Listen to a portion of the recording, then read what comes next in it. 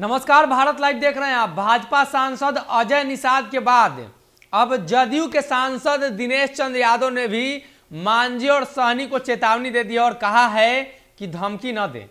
पिछले दिनों आपने देखा था किस तरीके से जीतन राम मांझी और मुकेश सहनी चर्चा में रहे थे, खासा उत्तर प्रदेश चुनाव को लेकर। एक तरफ जहां उत्तर प्रदेश चुनाव में 165 सीटों पर चुनाव लड़ रहे हैं, जिसके बाद भाजपा के सांसद अजय निषाद ने मुकेश सहनी के खिलाफ मोर्चा खोल दिया और कह दिया कि मुकेश सहनी अगर योगी जी का रास्ता रोकेंगे तो बिहार में हम उनका रास्ता रोक देंगे। अब इसके बाद खबर यह है कि जदयू के सांसद ने भी अब चेतावनी दे दी है। एक तरफ जीतन राम मांझी लगातार बयानबाजी करते रहते हैं, जिसकी वजह से भाजपा और जीतन राम मांझी के बीच की स्थितियां सही नहीं हो पाती है। वहीं अगर दूसरी तरफ अगर हम बात करें तो जदयू के सांसद ने भी अब हमला किया है जीतन राम मांझी और मुकेश सहनी पर। कहा है कि एमएलसी चुनाव को लेकर नाराजगी किस बात की, आप लोग हमारे साथ हैं, एनडीए गठबंधन में है, मुख्यमंत्री नीतीश कुमार है, 5 सालों तक सरकार रहेगी, कम से कम मुख्यमंत्री की बातों को सुनना चाहिए।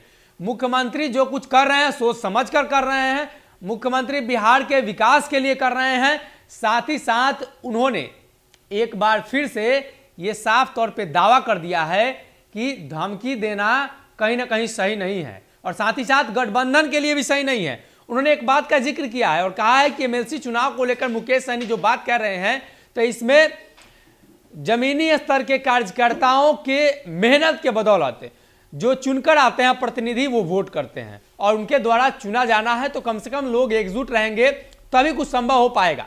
ऐसे में अब बड़ा सवाल है कि मुकेश सहनी को अब जदयू ने भी साथ छोड़ा है, जदयू के सांसद ने भी साफ कर दिया है। देखने वाली बात यह होगी कि मुकेश सहनी को लेकर लगातार जब चर्चाएं हैं तो क्या इस पर विचार किया जाना लाजमी है। क्या मुकेश सहनी की राजनीति बिहार में ऐसे ही चलेगी? क्या मुकेश सहनी इसी प्रकार से प्रेशर पॉलिटिक्स बिहार में करेंगे? ये सवाल है। हालांकि इन सवालों के बाद अब उनका जवाब क्या आता है, हालांकि भाजपा सांसद ने तो सब कुछ कह दिया है, जदयू सांसद ने भी अब कह दिया है।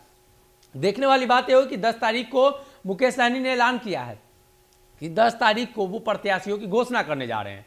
देखना यह होगा कि 10 तारीख आने के बाद क्या होता है और किस प्रकार से बिहार के गठबंधन में कोई असर पड़ता है या नहीं पड़ता है उनके प्रतिनिधि देने पर, एमएलसी चुनाव लड़ने पर। फिलहाल के लिए इस खबर में इतना। अगर ये वीडियो पसंद आई और वह बिहार के राजनीति और बिहारियत से सरोकार रखेनी तो सब्सक्राइब बटन दबा के चैनल के सब्सक्राइब कर ली। ओजे एगो घंटी बा, ओकरा बटन दबा देला से कुल सटीक और मारक खबर रुआ मुफ्त में मिल जाई।